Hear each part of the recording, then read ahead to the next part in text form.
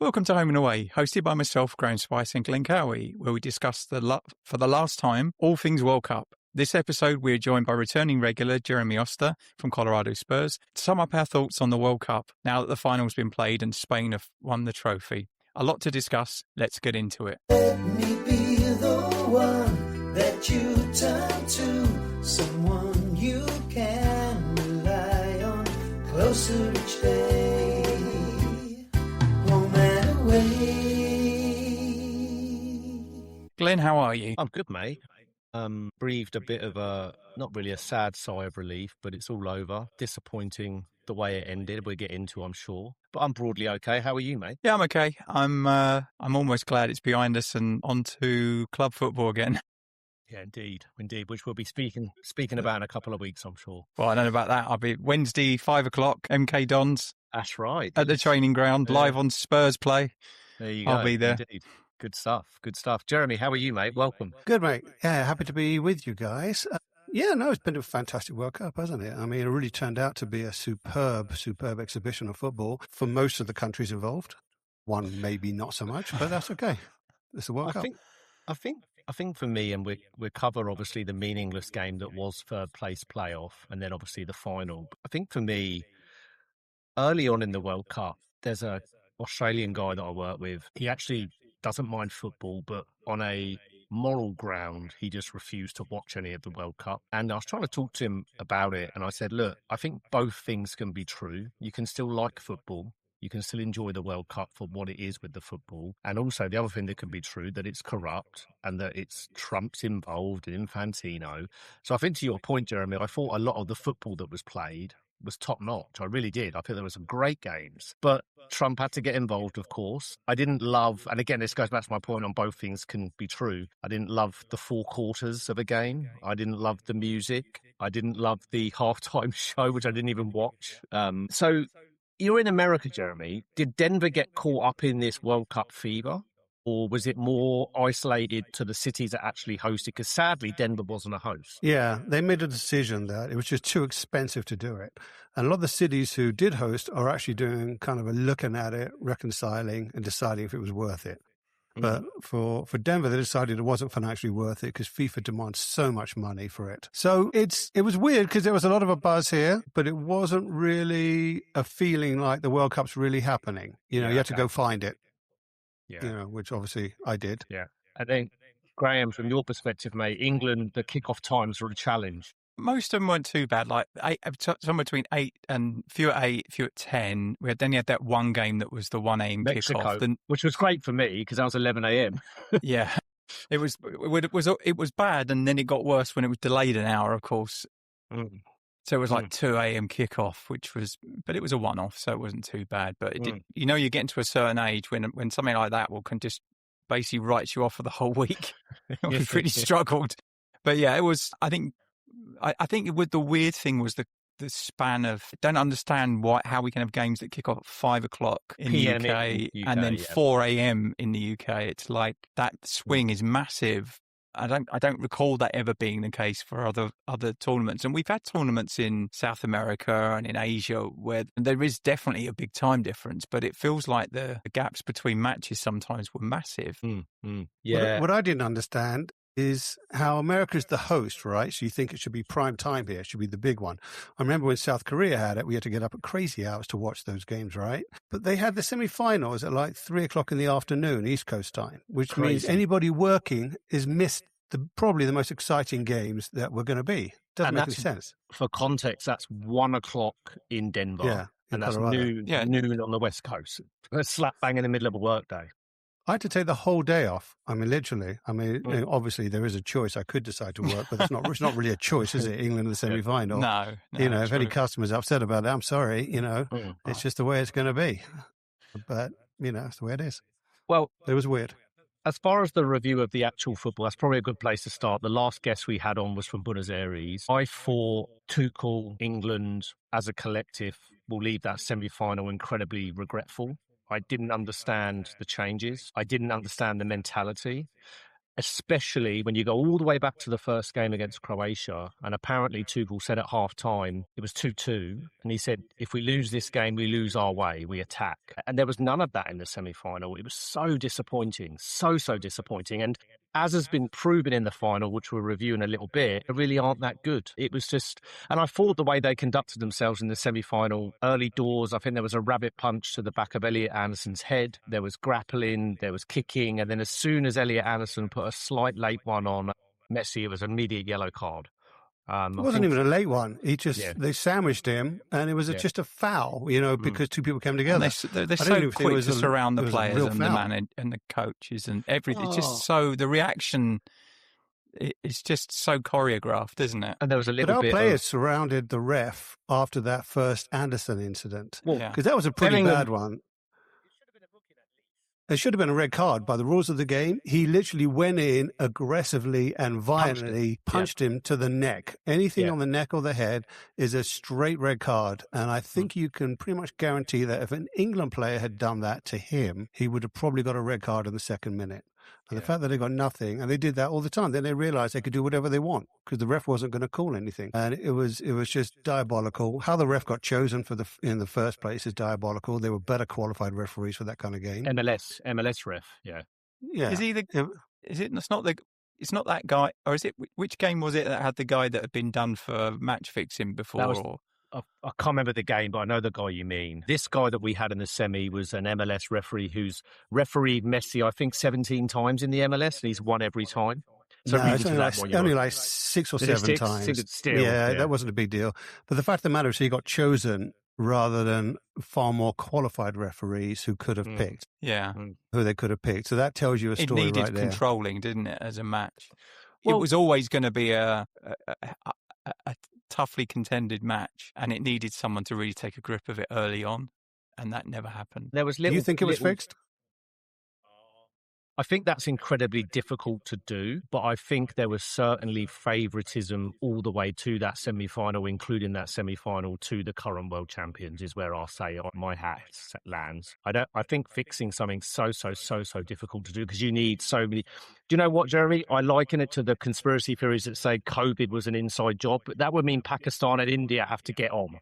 Not going to happen. And I just think too many people would need to be involved, and you need one to have integrity, and I think a lot of people exist in the world with integrity. So I don't know that it was fixed, but I certainly think there was favouritism in certain moments. That's fixing it as well. I mean, there's no way that the dirtiest team on the planet got away without a single VAR review going against them. Shocker. And it was 1 every 22 fouls they got a yellow, and England's was 1 every 7 across the tournament. Every 8 or 9, something like that. A lot lower. A lot lower. Yeah. There was even, I think that just before was it the equaliser against Egypt? There was a something at the other end of the pitch that Egypt should have had, wasn't there? I mean, stuff like that just seemed to always go in their favour. I mean, and these are the things you kind of expect from playing Argentina, but we tried to take a quick throw in and then they kicked another ball on the pitch, knowing full well with 2 balls on the pitch that can't happen. Yeah. But why are they, this is my question, this is on FIFA and the organisation, why are there balls in front of their dugout? Like, it's ridiculous. Like, you need 1 ball. That's it. Maybe they planned it. Probably FIFA came up with the idea. Here's a ball in case you need it if England are like getting some good rhythm and a throw-in.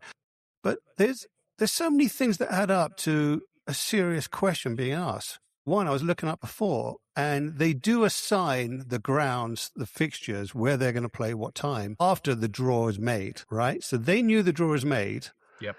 And they decide to play England in that knockout game, which is likely to be against Mexico, a very good chance, even if it's not, in the Aztec Stadium, with a good chance it'll be Mexico, with all the altitude. There's no way they wanted England to go through to meet Argentina in the semi-final. That's my opinion on that. You look at the travel distance. Argentina had the shortest travel distance of any team. Any team, yeah. And they always had evening fixtures. Never had a daytime fixture. I mean, you just look at it, the favoritism was just insane. And I understand Messi is such a commercial monster, and especially being in America with the MLS.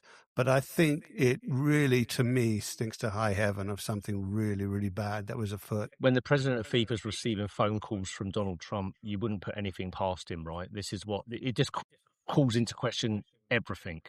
Everything.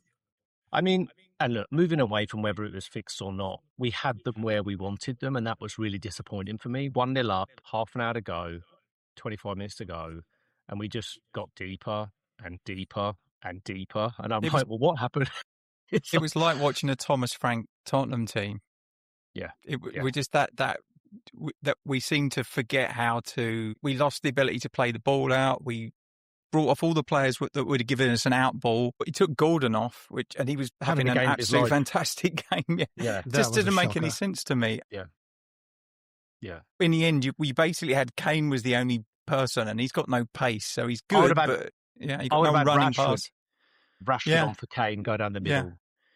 And in the end, we ended up with 6 defenders on the pitch, and not one of them engaged Messi.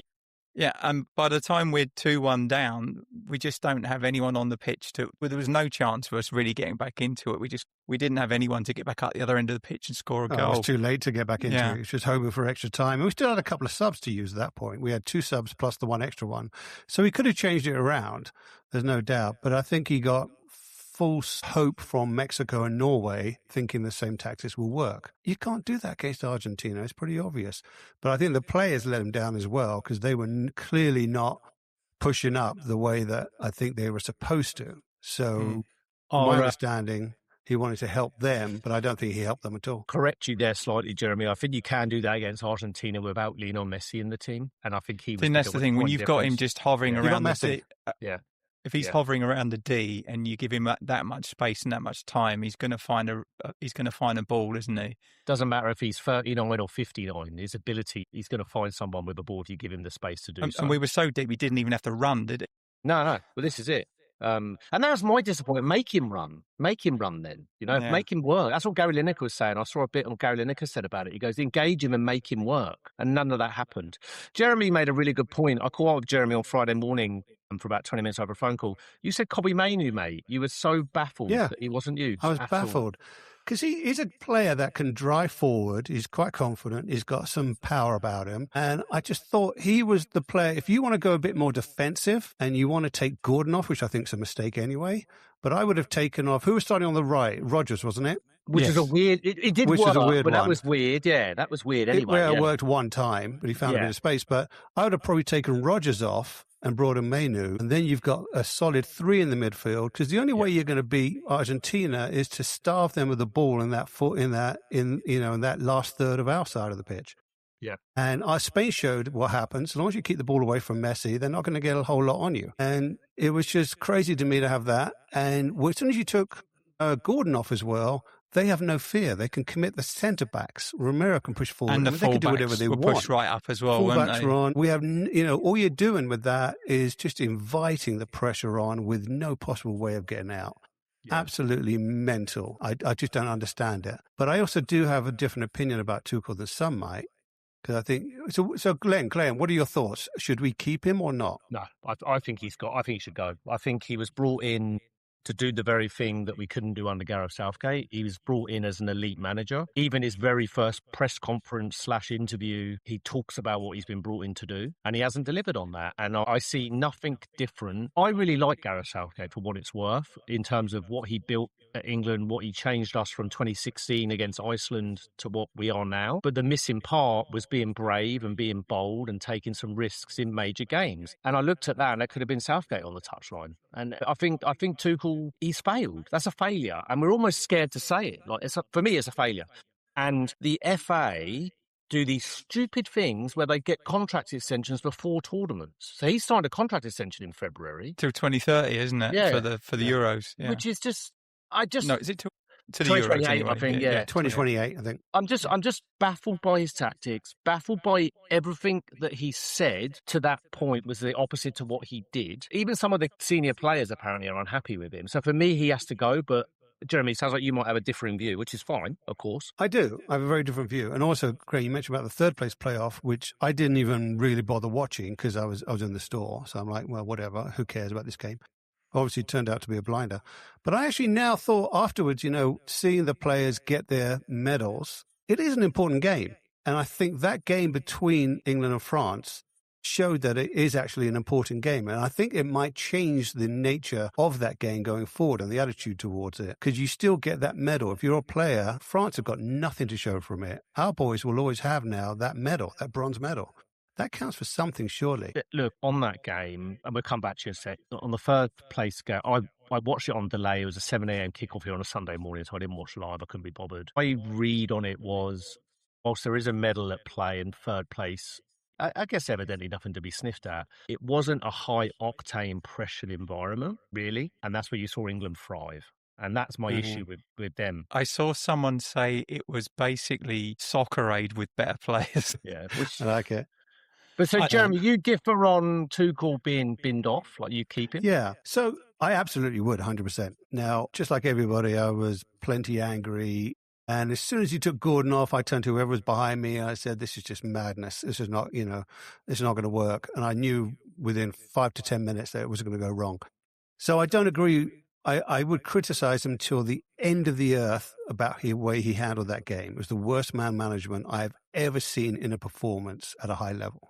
Period. Okay. But then you got the third place game and he learned something about the squad. And he's gotten a lot of flack for his comment about the DNA, how England cannot retain possession, right? It's not in our DNA, he said. I'm taking this a whole different way. I look at it that Tuchel now has a better understanding of England, our strengths and our weaknesses, than any coach could possibly have from the experience he has gone through. And I still think he's a very intelligent guy. He's an emotionally intelligent guy, intellectually smart, tactically aware, although he made a huge mistake. It was a gamble. It did not pay off. But I think he believed we could hold them at bay. Huge gamble. Didn't pay off, but I understand his thinking. He thought the players needed help because they were getting overrun.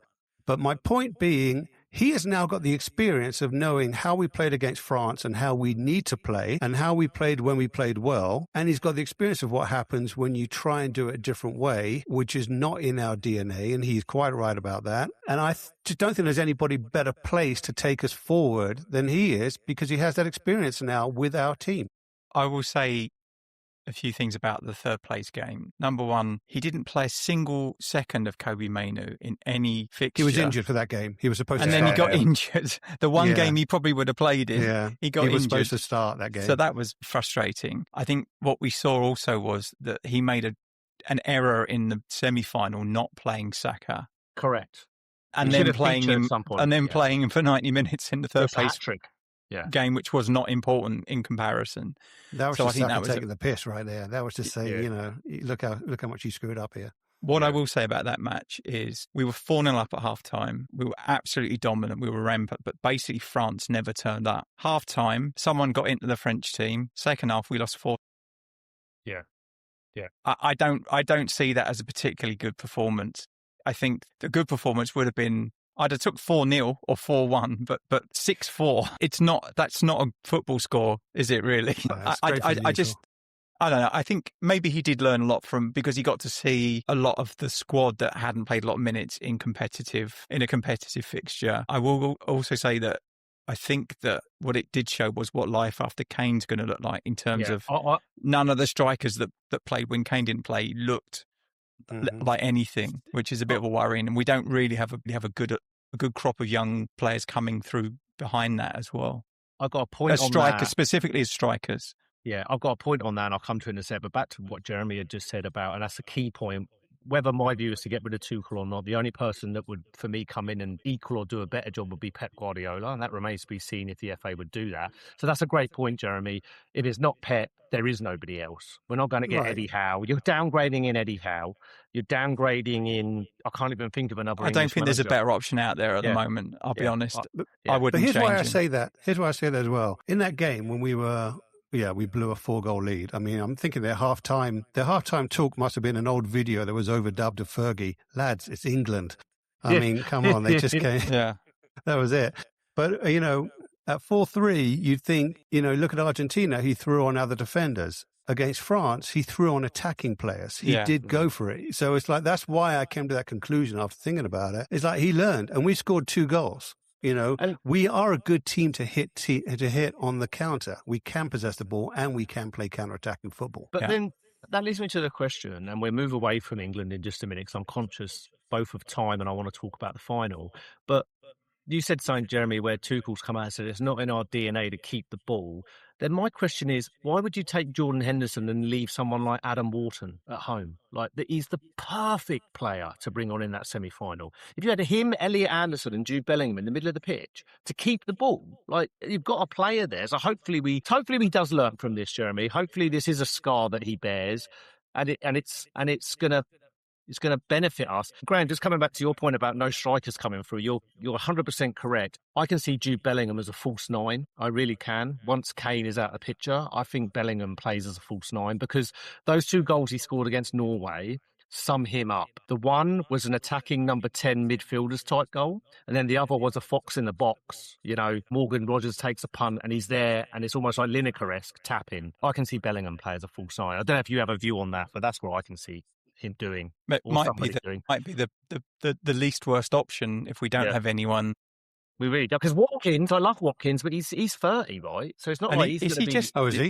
Didn't he just go to? Is he going to Turkey? I don't know. I see he's just signed for a Turkish club. Hope That'd not. be a shame. I'm sure I saw he just signed for somebody. There'll be another striker come through. Yeah, we just need. Just need the next Michael Owen. Come on. Kane came through in a very unconventional way, so we've got to remember that, right? He's done a lot of loans, so there could be a striker out there that nobody's even talking about. Delac is the one, probably, where if he gets his act together and maybe moves away from Chelsea. How many tournaments have we seen over the years where Owen came out of nowhere and no one had really heard of him if you weren't a Liverpool fan? Same thing with Rooney. They announced themselves on the world stage just when it happened. So we've got 4 years to find the next one. And there's enough quality coming through the English game. It's gonna happen, I'm sure. One striker, come on, it's not that much to ask for, is it? Yeah, you'd hope not. It's Fenerbahce after him. Ollie Watkins, really? Yeah. Bloody hell. That would be 30. Did not have that on my bingo card. I'd take him as Spurs if he's leaving Villa. Go and get him. I'd bring brilliant. Yeah. I just think he's they're trying to raise some money to rebuild, I guess. They've sold Rogers to Chelsea, haven't they? 100-odd million. Yeah. Crazy money. Yeah, big money. Big money for midfielders seems to be the flavour of the transfer window. Yeah, it seems to be that. It used to be in the good old days, it was always the strikers that commanded the big fees, but now it seems to be the midfielders. And not even and sometimes it's the defensive midfielders, which seem to be the kind of marquee players. Tonali, yeah, correct. Well, before we go down the rabbit hole of Tottenham and transfers, we'll do that in another episode soon. We've got to talk about the final. I was at points bored to tears. I thought it was an awful final. I'm glad Spain won it. I think Argentina, in particular Enzo Fernandez, got what they deserved. I think they absolutely disgraced themselves. There was even, if you remove even the fracas at the end when Paredes was punching and grabbing and somebody else was. You know what's custom when a team wins a World Cup final? The losing team always applauds them and watches on.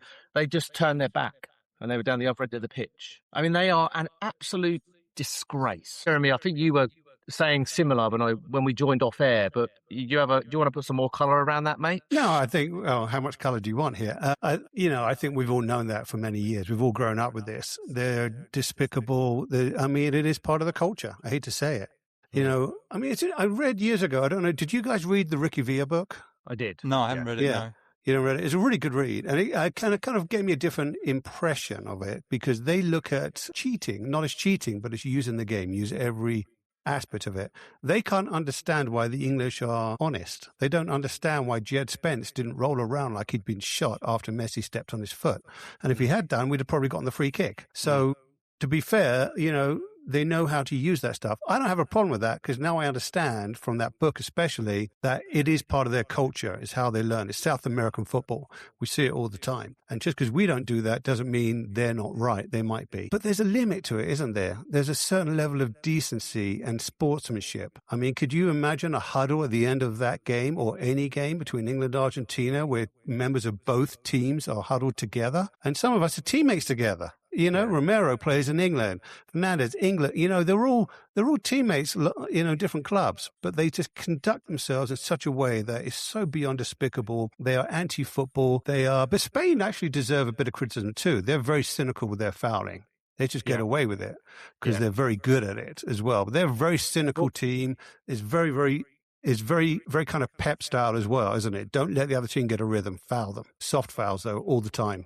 in isolation, that one moment that I really did chuckle at, it was Enzo Fernandez being sent off and essentially refusing to leave the pitch.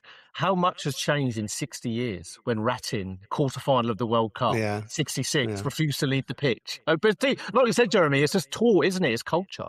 It's culture. But after that incident 60 years ago, they came up with the red card. Now he refused to leave after the red card. So now they've got to come up with something new. It's going to be, we need to have some kind of rope that goes around him and just drags the fucker off. That's what it is. Shepherd's crook. Yeah, something. Yeah, get him absolutely. out. I mean, it was, and then Messi seems to get a pass. And I don't particularly like Cucurella, but what Messi did to Cucurella was a disgrace. When he put his mouth and he goes, "Oh no, look what he's doing! Look what he's doing!" And it's like, what? It's like, yeah. I think, and the fact they had no shots 90 minutes is mad. And also, I just had no idea how they didn't end the tournament with more cards. It amazes me that how little they were really penalised for it as well. It's like they got a free pass most games. They did, And given that it was the same weekend, and I think Argentina had made no attempt really to play football at all. And I said, I was just saying to Jeremy before we started, Glenn, that there was less rugby played in Buenos Aires against England on Saturday. It was just, They had a bad day, didn't they? Yeah. But there was one other thing. I tried to kind of think about it from a different perspective. And there is a unique situation here that we have Messi, and it's probably his last World Cup, right? 39. And I actually kind of tried to give them a pass mentally, thinking that a lot of this is because they were so desperate to win this for Messi. And you can understand if you've got a player of that stature, probably the greatest of all time, you want to do whatever it takes. And I tried to give him a pass for that, but the way it just went above and beyond, and with all the help from FIFA and the refereeing and everything and the cheating, they just took it so far that you cannot give him a pass on anything. It's just not possible. Despicable. And also, the banner from the semi-final, which it's a breach of FIFA rules, and not a single thing was done about it. Can you imagine if the England players held up a Falkland Islands flag, just a flag? You'll never take the Falklands. Yeah. I mean, can you imagine? We'd have been banned from them. That we would have. Yeah.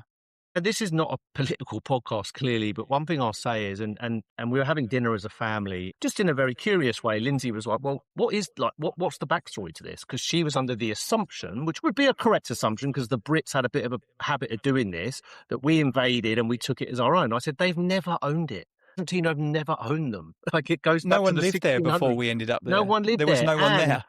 It was, I think it's 1600s before Argentina was even a country. We owned them. And they did a referendum. I think it was 98% of they're British.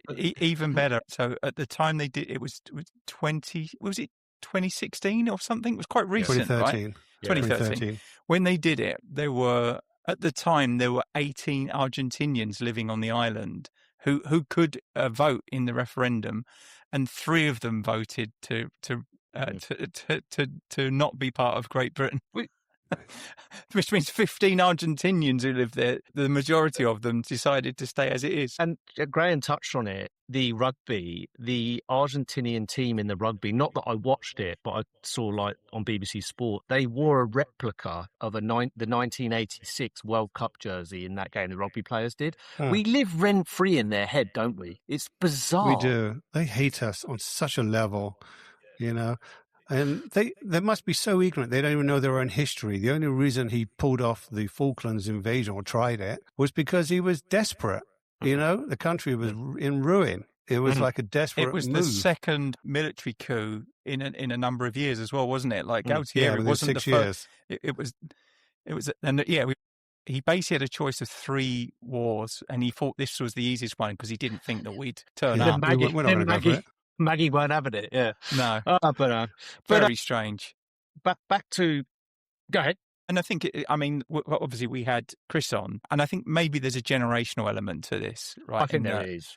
Because most people, younger generations, millennials and younger, and I remember in 82, but I was still only 11. It's not like, it's still in living memory for me, but there'll be people that this happened before they were, and they probably like, and Chris didn't particularly go there and say Falklands, Malvinas, but what he did say was the issues that he called them issues. He goes, I just don't care. And many generations, we just don't.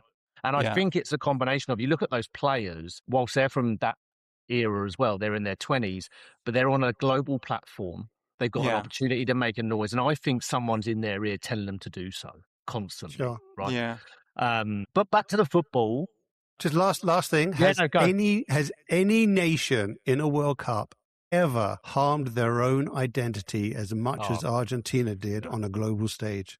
No, I was shocked. I expected it from us because obviously we have this checkered history with them. But the social media's been awash with South American teams saying how much what they want. We should support all of the South American teams except Argentina. The hatred they get from all of their surrounding neighbours amazes me. I mean, I spoke with Alex, my Brazilian friend, and he was everyone. I think, did you see the video of Richarlison celebrating? When I did. Yeah, when Spain scored, yeah, it's so funny. But like, it's just it was really. I tell you, was who didn't quite celebrate. Shocked.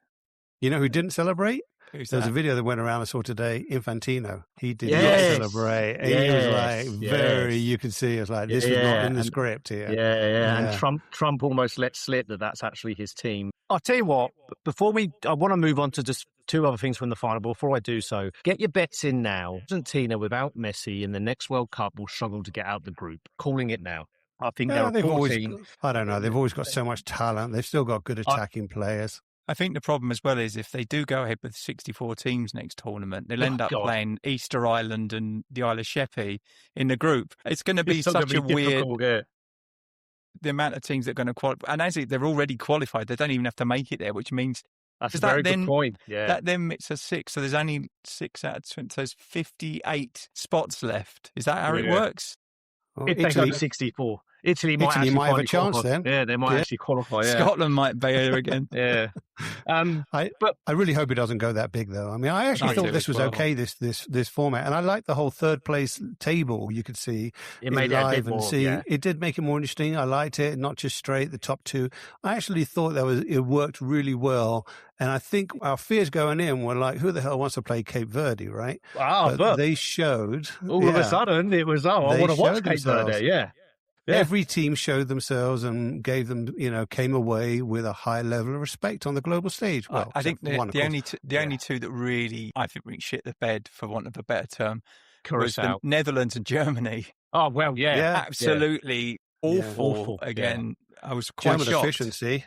They packed and gone home before most people had unpacked. I mean, they're brilliant at it. Yeah, brilliant stuff. I thought the Dutch would be better than they were, and the Germans, I thought they might struggle, but I didn't think they'd go out that early. The thing with the Dutch was they were better. They were good. They were actually good in group stage. They looked decent. I was like, these could go deep. And then it was almost like they met Morocco and it just didn't happen for them.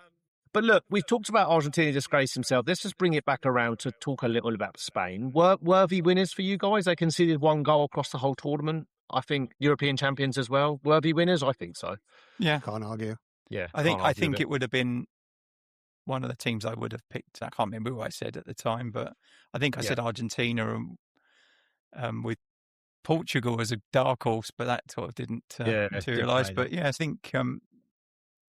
it was, isn't it? The top 4 teams were in the semi-finals. Ranked first time ever. First time ever that's happened. Yeah, it's actually the first time ever that the top 3 teams have been in the semi-final, let alone the top 4. Yeah, that's a very good point. And then look, we've got 4 years to wait, 2030, but we've got to talk about it. We've got Spain, Portugal, Morocco, Uruguay, Argentina, Paraguay, all qualifying as hosts, which is just nuts.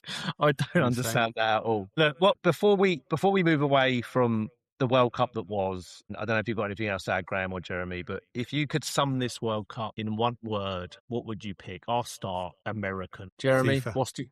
FIFA. All right. Graeme, one word to sum this World Cup up. Fast. I wouldn't disagree. There's a few things I need to get off my chest before we do. So no, go. Yeah, I will knock them out in one hit if that's so that we can close this out. But so I talked about the mental range of kickoff times, the countdown kickoffs that can get in the bin, hydration breaks, aka ad breaks, in the bin. Big no from me. Halftime show or shit show, more like, and it wasn't even in the Stadium Bowl. Yeah, Wayne Rooney was the best of that. What did you think, Wayne? Crap. But the thing is, right? There's people who paid tens of thousands for tickets, and they weren't even in the bloody stadium. They were on the screen. I had as good a view of it as they did. Yeah. Goal music. This is not ice hockey. No, thank you. Cameras panning to celebrities. Could not care less. Donald Trump needs a football restraining order. The host nation's political pressure. Infantino rolling over and having his tummy tickled by the Peace Prize winning Trump. Governing bodies just not fit for purpose. The referee being banned at the beginning. Like oh, God. So many things. Ticket prices. I mean, just absolutely. There was a guy, close on this, just on our last rant about all what was wrong with it. There was a guy interviewed on the way to the final.